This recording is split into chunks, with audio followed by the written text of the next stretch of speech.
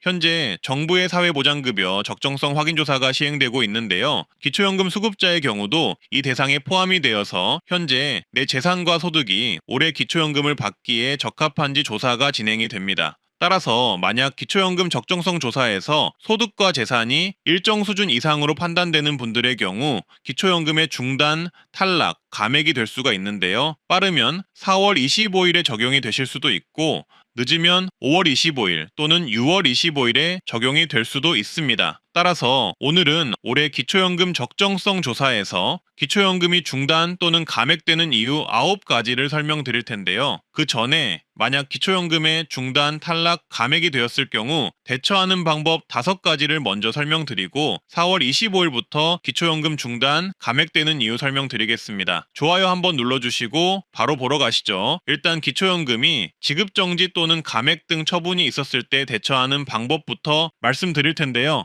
만약 기초연금 중단, 감액 대상이 되셔서 이 사실을 받아들이기 어렵다면 이의신청 제도를 활용해 볼 수 있습니다. 기초연금 소득 및 재산, 부채 등 산정 결과에 이해 신청이 있다면 관할 주민센터 또는 국민연금공단 지사에 이해 신청서를 제출해 보는 것도 방법이 될 수 있습니다. 또한 소득과 재산 정정 신고를 활용해 보는 것도 방법입니다. 실제 소득이나 재산보다 과대하게 산정이 되었을 때도 활용해 볼 수 있겠고요. 특히 최근에 소득과 재산이 변동이 되었을 때 활용해 보면 좋겠죠. 왜냐하면 정부가 매번 내 재산을 하나하나 전부 파악할 수가 없기 때문에 이렇게 재산과 소득이 감소되는 시점이 있다면 정정신고를 통해서 기초연금 탈락, 중단, 감액을 정정해 보실 수도 있겠습니다. 세 번째는 직영연금 수급자가 배우자일 경우 예외 신청을 해볼 수 있겠는데요. 이 경우는 보통은 대부분 받기는 힘드실 겁니다. 하지만 예외되는 경우도 있기에 국민연금 상담을 한번 받아보시는 게 좋겠고요. 네 번째는 수급희망 이력 관리를 신청하는 것인데요. 현재 기초연금을 못 받게 된 분들이 앞으로 조건이 바뀌면 정부가 자동으로 수급 가능 여부를 검토해 알려주는 제도입니다. 매번 이의제기나 재신청 등을 할 수가 없기에 기초연금의 중단, 탈락되신 분들은 그냥 포기하고 지내시는 분들이 많은데요. 이 수급희망 이력 관리를 신청을 해두면 내가 기초연금을 받을 조건이 되었을 때 알아서 지급이 재개가 되거나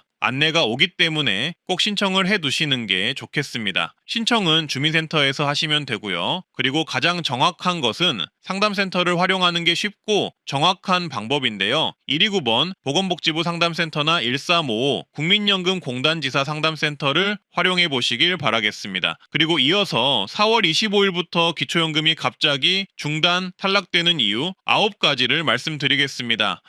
말씀드렸듯이 이번 상반기 적정성 조사를 통해 기초연금 감액, 지급 중단이 되는 분들이 생길 수가 있는데요. 빠르면 4월 25일에 적용이 될 수가 있습니다. 가장 우선적으로 중단이 되는 이유는 바로 소득 인정액이 초과되는 경우 기초연금이 중단, 감액될 수 있는데요. 2025년 기준 단독 가구의 소득 인정액이 월 228만 원, 부부 가구는 월 약 364만 원을 초과하면 기초연금 수급 대상에서 제외됩니다. 소득 인정액은 근로소득, 사업소득, 재산소득 등을 포함하여 산정이 되는데요. 정부의 복잡한 소득, 재산 산정식을 통해 계산이 됩니다. 계산식은 화면을 봐주시고요. 두 번째, 기초연금이 갑자기 중단, 감액되는 이유로는 고액의 금융재산 보유가 있겠습니다. 어르신이 보유한 예금, 적금, 주식 등의 금융재산이 많을 경우 소득 인정액 산정 시 불리하게 적용이 되어서 수급 대상에서 제외가 될 수 있습니다. 보통 금융재산의 경우 2천만 원 정도 공제가 되고 나머지 금액이 재산 산정, 계산식에 적용이 됩니다. 세 번째, 기초연금이 갑자기 중단,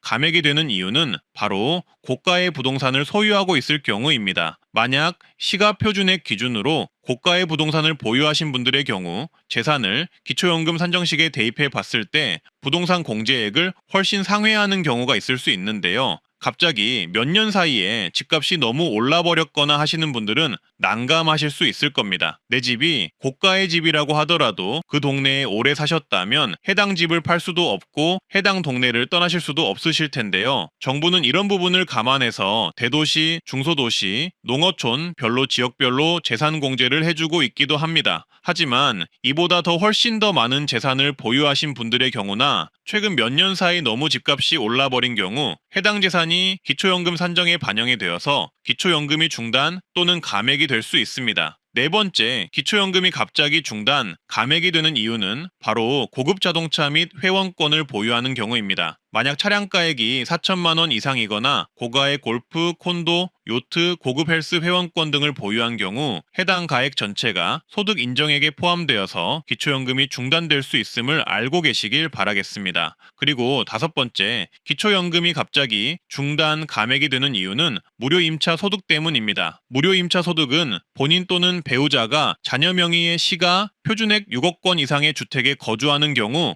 무료 임차 소득이 인정이 되어서 소득 인정액이 증가할 수가 있는데요. 무료 임차 소득은 무상으로 주택을 제공받아 거주하는 경우 실제로 임대료를 내지 않더라도 가상의 소득을 간주하여 기초연금 산정에 반영하는 제도입니다. 정부는 자녀의 고가주택에 거주하는 것 자체를 소득이 있는 것처럼 판단하기에 이런 무료 임차 소득 제도가 적용될 수 있는 것입니다. 따라서 지금 현재 화면에 보이시듯 각 시가 표준액 별로 6억 이상이면 36만에서 130만 등으로 다양하게 소득이 적용될 수 있다는 점 말씀드리고요. 최근에 자녀와 합가를 하였다면 이런 요인들로 인해 기초연금이 중단, 감액될 수가 있다는 점 알고 계시면 좋겠습니다. 추가로 시가표준액은 시가와 전혀 다른 개념이라는 점, 자녀가 전세에 거주할 경우에는 이 무료 임차 소득은 적용이 안 된다는 점을 참고해 주세요. 여섯 번째, 기초연금이 갑자기 중단, 감액이 되는 이유는 소득이나 재산이 변동되었는데 미신고한 경우인데요. 기초연금의 경우 소득이나 재산이 변동이 생겼음에도 이를 신고하지 않았다면 이렇게 상반기 적정성 조사 때 이 부분이 반영이 될 수가 있고 상황에 따라 기초연금이 중단, 감액이 될 수가 있으며 일부 사례의 경우 환수 조치가 취해질 수 있다는 점 잊지 마시길 바라겠습니다. 일곱 번째는 부채가 있는데도 신고를 안 하거나 과소 신고를 하는 경우인데요. 기초연금 산정을 할 때 부채가 있으면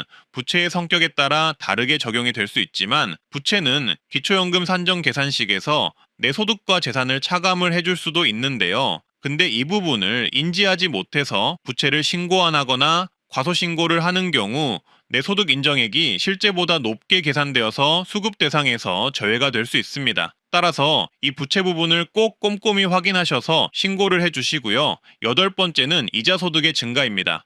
어르신분들은 예금과 적금을 생활화하신 분들이 많기에 여전히 예적금을 이용하시는 분들이 많으실 텐데요. 하지만 기초연금 선정 기준에서 우리가 예금, 적금 만기 때 받는 이자의 경우 재산이 아니라 소득으로 잡힙니다. 만약 금융재산이 1억 원이 있고 예금을 넣어서 연사 퍼센트 이자를 받고 있다면 대략 22만 원 정도가 월소득으로 잡히게 됩니다. 만약 금융재산이 많고 해당 재산의 이자가 기초연금 소득인정액에 영향을 미치게 된다면 경우에 따라서는 기초연금의 감액, 중단의 요인으로도 작용할 수 있습니다. 아홉 번째는 집을 처분하고 남은 금액을 은행에만 보유했을 경우인데요. 앞서 말씀드렸다시피 기초연금의 경우 재산 공제가 많은 편입니다. 사시는 곳에 따라서 1억 전후로 재산 공제를 해주는데요. 그런데 집을 처분하고 남은 금액을 은행에 보유를 하였다면 이야기가 달라집니다. 왜냐하면 금융재산의 경우 공제를 2천만 원밖에 안 해주기 때문입니다. 또한 금융재산으로 인한 이자는 말씀드렸듯이 소득으로도 산정이 됩니다. 따라서 예시를 보시면 아파트를 8억 원을 보유한 사람과 은행에 8억을 보유한 사람을 비교해보면 월 소득 환산액이 다른 것을 보실 수 있는데요.